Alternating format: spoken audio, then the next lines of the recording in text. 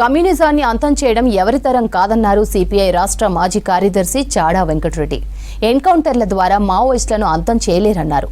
కేంద్ర రాష్ట్ర ప్రభుత్వాలు నక్సలిజాన్ని సామాజిక ఆర్థిక సమస్యగా చూడాలని ఆయన సూచించారు. భారత సంపూర్ణ స్వాతంత్ర్యానికి పిలుపునిచ్చిన ఘనత సిపిఐదే అన్నారు చాడా. ఇవాళ సిపిఐ శత జయంతి ఉత్సవాల సందర్భంగా హన్మకొండలోని ఏకశిలా పార్క్ నుండి హరిత కాకతీయ వరకు భారీ ర్యాలీ చేశారు. ఈ ర్యాలీలో జాతీయ కార్యవర్గ సభ్యుడు చాడా వెంకటరెడ్డి, రాష్ట్ర సహాయ కార్యదర్శి తక్కెలపల్లి శ్రీనివాసరావులతో పాటుగా ముఖ్య కార్యకర్తలు పాల్గొన్నారు. మావోయిస్టులు కూడా ఆయుధాలు వీడాలన్నారు. గద్దర్పై కేంద్ర మంత్రి బండి సంజయ్ చేసిన వ్యాఖ్యలు సరైంది కాదన్నారు నేతలు.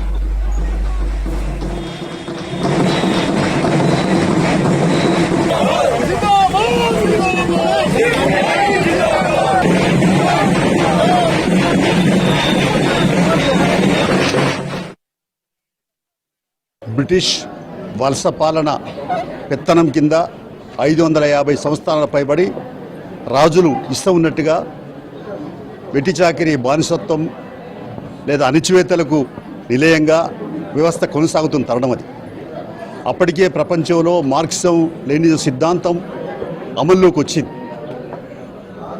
ప్రపంచంలో తొలి కమ్యూనిస్టు దేశం రష్యా సోవియట్ యూనియన్గా స్థాపించబడి అక్కడ సమసమాజ సిద్ధాంతాన్ని అమలుపరిచేకానికి ప్రక్రియకు పూనుకున్నారు. ఆ సందర్భంగానే అనేక తూర్పు యూరప్ దేశాల్లో కూడా కమ్యూనిస్ట్ ప్రభుత్వాలు ఏర్పడ్డాయి. అప్పుడు ఇక్కడ కూడా మార్క్సిజం లెనినిజం సిద్ధాంత పునాదుల మీద ఎర్రజెండా పార్టీ స్థాపించబడి, అప్పుడు స్థాపించబడగానే ఈ దేశానికి సంపూర్ణ స్వాతంత్రం కావాలని పిలిపించినటువంటి పార్టీ సిపిఐ. అప్పటికి కాంగ్రెస్ ఉన్నా అది సంపూర్ణ స్వాతంత్రం పిలిపివ్వలేదు. అప్పటికి ఆర్ఎస్ఎస్ కూడా 1925లో స్థాపించబడింది, కానీ అది కేవలం మతోన్మాదం మీదనే ఉన్నది. ఇప్పటికీ మతం హిందుత్వం అనేది ఏదైనా తప్ప దానికి మానవాళి కళ్యాణం కానీ, మానవ మనుగడకు సంబంధించింది కానీ, మనుషులంతా ఒకటే అని కానీ దాని సిద్ధాంతం లేదు.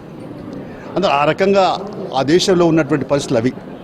ఆ తర్వాత భారత కమ్యూనిస్ట్ పార్టీ ఈ దేశంలో స్వాతంత్రానికి మరి అనేక ఉద్యమాలు, పోరాటాలు, సంపూర్ణ స్వాతంత్రం పిలిపివ్వడం పాటు అనేక బలిదానాలు, పేషావర్, కాన్పూర్, మీరట్ కుట్ర కేసులు కమ్యూనిస్ట్ నాయకులందరూ పెడితే 9 ఏళ్ళు, 8 ఏళ్ళు, 10 ఏళ్ళు జైల్లో మగ్గినారు.